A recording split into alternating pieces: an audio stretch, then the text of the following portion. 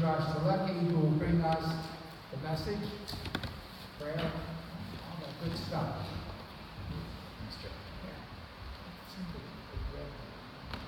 Good morning. Good morning.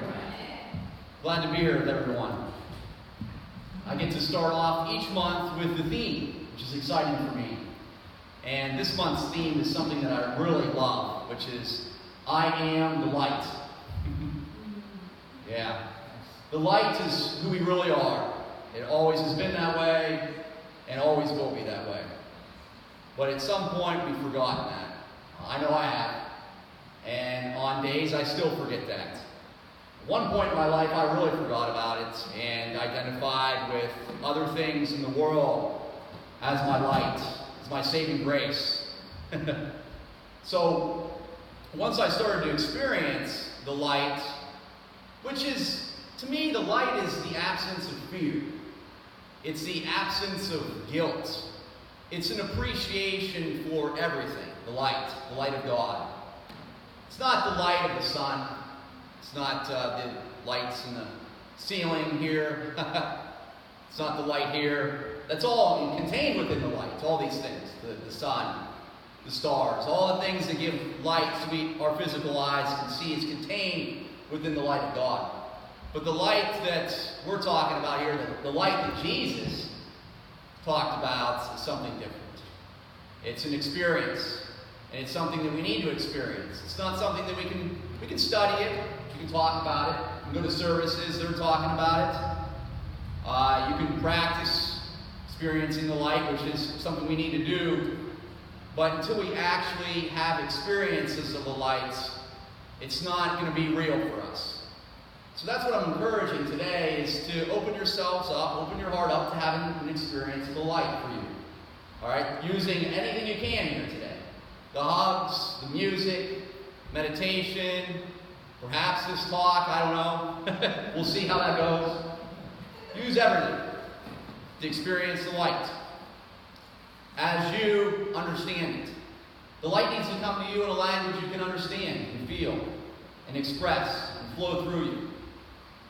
I talk about in this little presentation bulletin about the light being the opposite of darkness. So when we're experiencing the light, when we're feeling it as ourselves, we're not experiencing darkness. In fact, darkness seems like a dream. When you're in a room that's just full of light, it's difficult to imagine it being dark in there when it's really bright. Go into a room. And this is what Jesus was talking about with his scripture. It's Matthew 14:16. It says, "You are the light of the world. A city that is set on a hill cannot be hidden. Nor do they light a lamp and put it under a basket, but on a lampstand, and it gives light to all who are in the house. Let your light so shine before men that they may see your good works and glorify your Father, your Mother in heaven." So when you're feeling this light, you want to share it. That's how I know I'm feeling the light, is when I want to share it with people. Like yesterday, we have our house on the market. And we just got an offer on it, and I agreed to the offer.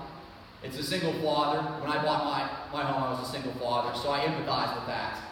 Sold the home, agreed to it, and I want to share that with people. I want to share it with family, father-in-law. I want to share it with my wife. So you want to share this stuff you're experiencing. That's something that you've accomplished in the world, something good. You want to share it. It's flowing through you. Now, what part of us wants to share the other part of the mix here, the darkness? What part of me wants to share the darkness with the world? That's what we want to look at too when we're exploring our awakening process. We need to investigate the parts of our mind that want to share the darkness and misery too, and the complaining, okay? Because that's what's blocking the light from shining through us, is the parts that want to share that. So naturally, when we feel something, we want to share it to make it real. So if we're experiencing some kind of grievance, we're feeling victimized by something, we want to share that with people, have people agree with that with us to make it more real. So it's validated. And it's seen in our mind as a real thing. Like if I'm angry about some situation where I felt victimized about, maybe someone didn't pay me, maybe I got a bad meal, maybe someone treated me unfairly, whatever it is, it can go on, the list can go on. Maybe it's Maybe it's the weather, and then you start talking about how hot it is, and you get people to agree with you. Oh, yeah, it's hot, and I can't wait for it to cool down. And it goes on and on. And this is done almost unconsciously. It's like a domino effect. We'll start to think about something, and then we'll explain it to other people and make it real, and then get other people to agree with us. And so there's all these witnesses to our agreements, which blocks the light. So on the journey of awakening, it's imperative to look at all the witnesses in our life, look at the people we associate with, all the relationships we're in, and ask ourselves, what are they for? What purpose, do I want? Is she a blessing, an appreciation, or do I use her to get things? Do I call her to complain? Whatever it may be. My relationship with my wife, my spouse, has had to become just an agreement, like a business arrangement. Because over years, it can come that way. So, do I really appreciate them, love them as they are? Do I see the light in them? And do I see it on a consistent basis? I think everyone, at some point in their lives, I sat down with really anyone, I can find a moment when they've experienced light, relaxing, feeling the peace of God. It may be just in nature. You can start talking to them about it. Maybe when their child was born, they felt it then.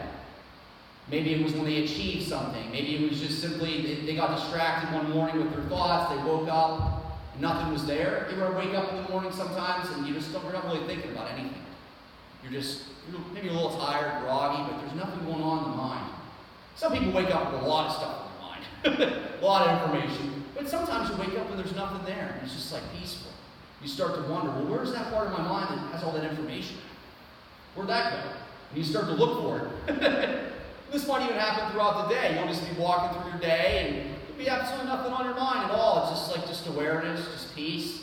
And you'll start to search for the content, the information, the knowledge to replace it because you're comfortable with that. It feels good to have some sort of story in your mind about what you're supposed to be doing. So that's what we need to get comfortable with, is not having these stories. Not having these expectations, what our day is supposed to be like. To experience the light, let the light guide us. And have, basically, a thoughtless perception of the world. Now, I'm not talking like thoughtless, like, you're stupid or foolish. This is an act like awareness. That's how we can tell when we're living in the light, is it's just aware. Like right now, we're aware of this talk. We're aware of our thoughts going through us. We're aware of our nervous system, our body. Maybe it's feeling a little twitchy right now. Maybe you're feeling a little restless, but there's awareness of things. Maybe there's awareness of things you want to be doing later today. You're becoming aware of this stuff. Maybe there's some little bit of tension coming up. There's awareness of that. That's the light, the awareness of it. Not the actual content of the experience. Not the body, not your nervous system, not your stories about it all. The light is the awareness of it. And this is actually, I guess it's proven in quantum physics that this is true. The only reason things are here right now in our experience, according to quantum physics, is because we're observing. Now that's a little wild to the mind, like, well, this church isn't really here just because I'm observing it. It's the only reason it's here. That's what quantum physics is saying. The only reason this body's here right now is because the light is being aware of it. It's like showing it to me right now. That's why it's here. And this is what Jesus was saying that you are, is that you are you're the observer of everything. Observer of absolutely everything that's going on in your life. And when you observe it, and then disassociate yourself from it, and pretend that you didn't create it, like that something else did it for you, then you've taken away your responsibility of your own experience. And so you're putting it in the world. So now that the world is ultimately responsible for your happiness.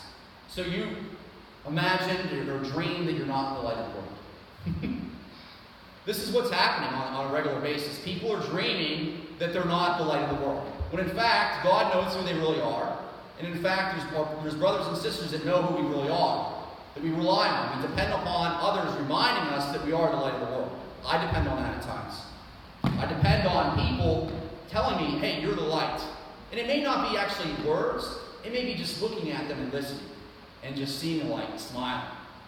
I do that a lot. Just looking at people, seeing the glow in them, seeing the love, seeing how how awesome they are. That's what it's about, is knowing that they are the light of the world. Knowing that, not conceptually saying it. That's one thing to say it, but to mean it's totally different. So I don't think Jesus, when he looked at his disciples and the Pharisees and all the people he saw, was just saying that. He knew that. He looked at them and he knew that they were the light of the world. And that's where he said that from. He didn't say it from some belief. So we can say our prayer together now. Let's mean this prayer. Let's say it with heart. Our prayer is to acknowledge the light within us now. We do not need to seek for it because it is already here. In fact, there is no place that it is not. We ask to understand forgiveness and have it replace our judgments of the world. We are ready to open our eyes to a new vision and accept that we are always the light of the world. The light is what God created. Therefore, it is our will to see this light in others and celebrate the one relationship that we share with all things. So, knowing that we are the light of the world is our inner celebration with life. It's an ongoing event. It's the most amazing event that's happening. It's the most important thing going on the planet. We get distracted by politics and the economy and all this other stuff that's going on in the world, but the most important thing, according to Unity Church and really all religions, is the light of the world, us experiencing that. That's the most important thing, and remembering that we are that. That's the only thing that's going to bring change to the planet at any level, is remembering that we are the light. And actually extending it and having more and more people remember that. And how do we do that? By example. We're not preaching it, really. I mean, there's some of that going on, but unless it's actually heard and you have an image in your mind of what the light really is and you have an experience of it, all the preaching and talking about it is meaningless. The experience is where the meat and potatoes is. It's what carries the weight. And let's affirm that now. Let's do that. Let's affirm that we are the light of the world together. I have the affirmation written out here. You can follow along. Let's say this together. And we've said this before. We actually said it a little earlier, just in a different language, I guess. Different words we use. I am the light of the world. I am the light of the world. This is my reality. Yeah. And my only function. It is the reason that I am here. I shall remember this. Because I want to be happy. Experience love. And live in peace. That's it. It's all done. You live that, you accept that. That's all you need to do. Every day, you wake up, live by that affirmation. Anytime you got an issue, you're struggling with something, you remember that, no matter what it is. That's it. And it's too simple, the ego misses it. That's really what the whole Course in Miracles boils down to that. I did pick out a few lessons that talk about the light. Lessons 61 to 63, lessons 91 to 93, which 61 is I am the light of the world. Nice lesson. And it's talking about your function being the light of the world, which I just covered that quite a bit.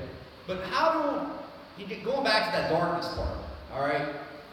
If you're feeling the despair of being in the human condition, does that happen? It can happen frequently, it can happen occasionally.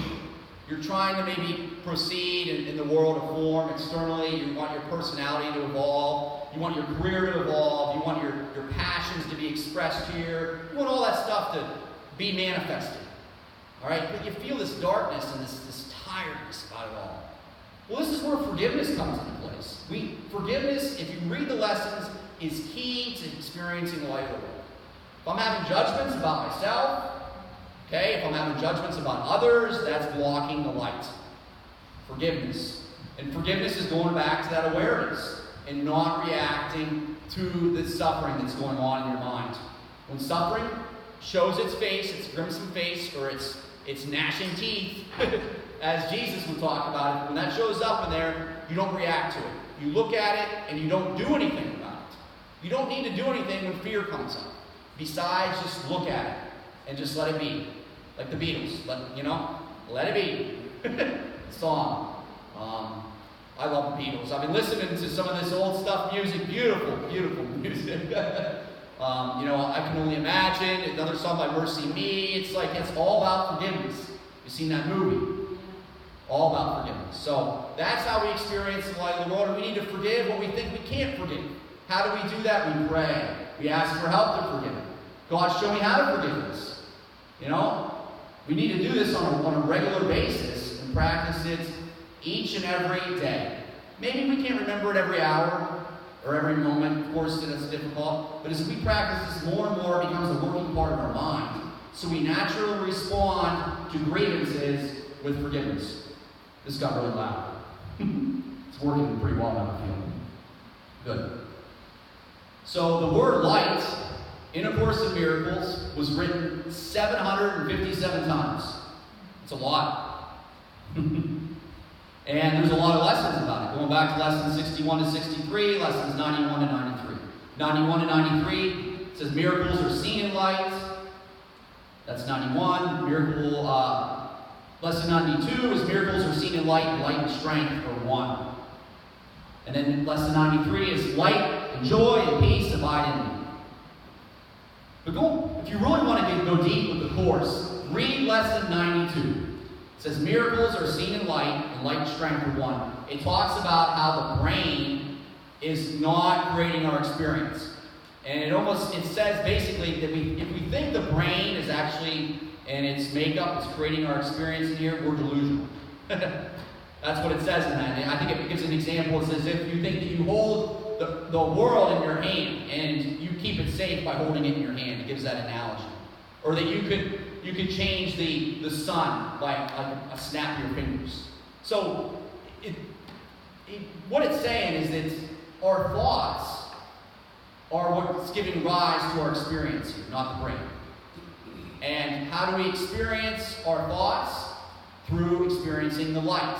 That's the best way to experience all of our thoughts, through experiencing the light. It's not about trying to obtain enlightenment or seek it out or try to do something. It's about just experiencing everything that we are experiencing. It's very simple because we already are the light. So if we have tension in our hearts, our stomach, anywhere in our body, embrace it. Let it be. Because you are the light. The light will take care of it. We didn't create the light. We didn't. God created it. So no matter what we believe or what we think about ourselves or other people, that doesn't change them. We can believe things that no one else believes. So no matter what anyone does, how evil they think things are, you can look at a lot of the world and see all the evil things going on, the shootings in the schools. And this is a tough thing with forgiveness, real tough, challenging, is that doesn't change who they are. They still are the light of the world. Very challenging thing. So the practice may be for some people, because that might bother them, that person that shot all those people is still the light of the world, is to acknowledge the forgiveness process with them. Pray for them. Ask God to remind them that they are the light of the world. Because that's the only way that they're really going to heal and things are going to change. Is if those people that are committing those acts, violence acts, malice, evil, remember that they are the light of the world. That's how they're going to heal and transform. That's how I feel. Years ago, I was a very selfish man. Very selfish. Identified with the world, seeking out just my own personal needs. All right? I came to a place when I was 19 where I had to forgive or I was going to die. If I didn't forgive myself and forgive others and let go of some things, I was going to die. This can happen to anyone. You can have a season of peace and love and joy, and then something triggers you, and it's just like that ego comes up in you, and it gnashes its teeth, and you're looking at some tough things right now. So that's where forgiveness is needed the most, is right there. It's not needed the most on the things that you're really happy about. It's on those things that you feel darkness with. You feel scared and frightened. You need the support of people in the church. People that you need their support of anyone, really.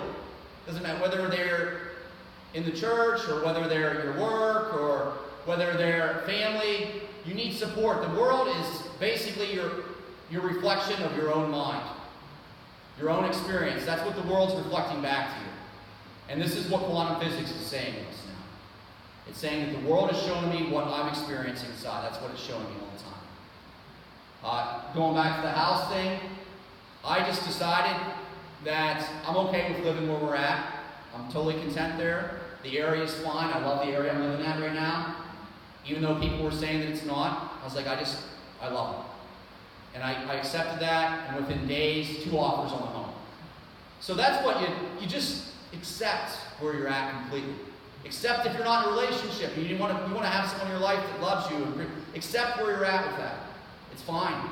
Someone will come, and if they don't, it's okay. It's all good. It's all good.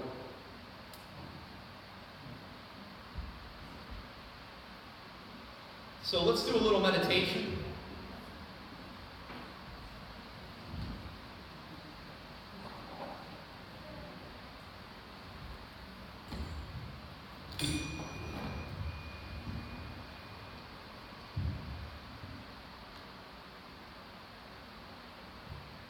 Let's close our eyes.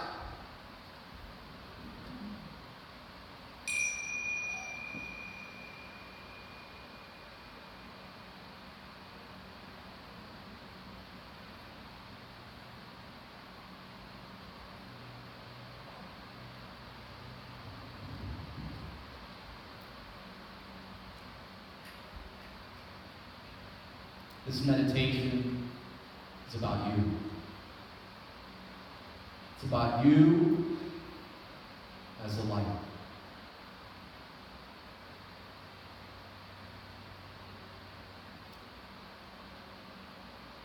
We are not the thoughts we think. We are not our beliefs. We are not our past. We are the light that shines in this moment now and always.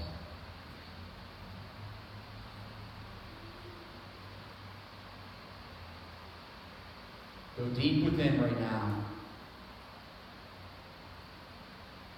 and awaken this light within you.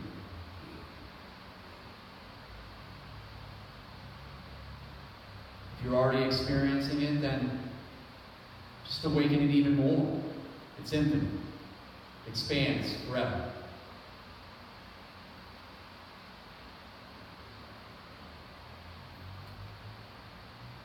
If you're not experiencing it, ask your higher power to show you the light that you are.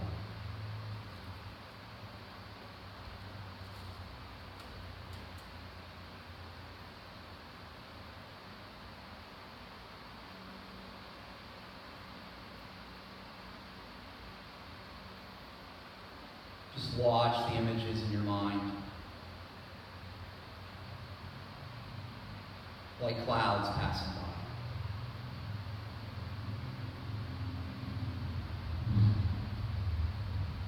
Do so with as little interest as possible.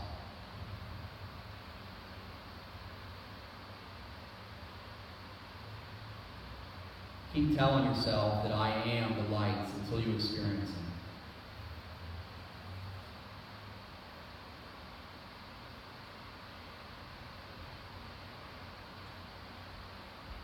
Tell yourself, this is why I'm here, to experience the light. This is why I'm on earth.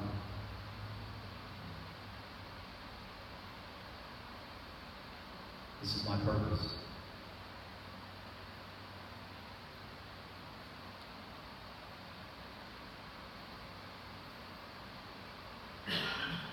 My light will remind others of their light. Because we are one.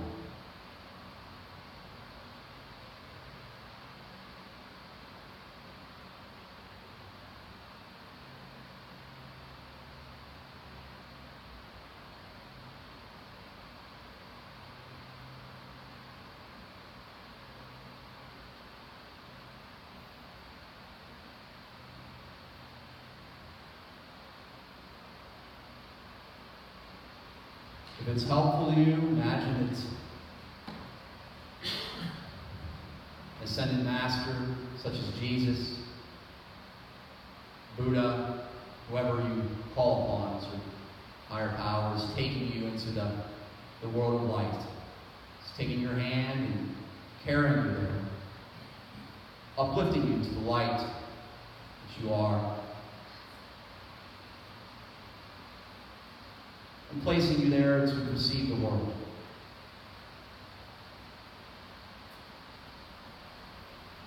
And smile and say thank you.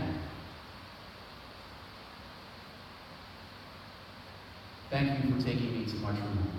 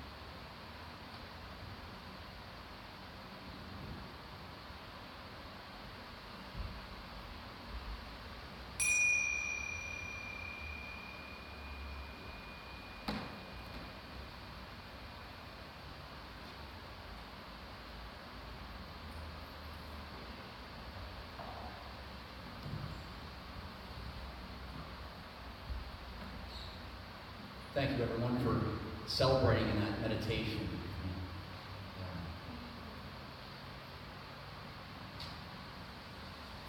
There's nothing that can stop this awakening from occurring. No matter what we believe about things or the world, it's happening. And it can be scary at times. I know there's a tender spot where it's like, if you really get honest about things and where you're at, it feels scary, like you're exposing something that's never been exposed before. But yet you want to share it. You want to step out of your comfort zone. You want to share that light. And it's happening, some a little quicker than others. But we can't judge anyone's path. Look out there and judge what they're doing based on where I'm at. It's never going to work. It's about you and your light, and letting your light shine the best you can each day. So we're going to have a song from Pat and Sue here, another song. They're going to be also playing here at the church on September 15th for our all-day event, which is Falling in Love with Thyself. That's the name of the event. And there'll be some other musicians there as well, healers, talks. So there's some flyers, I think, out there if you're interested in that. I thank you all, and I love you much. Amen.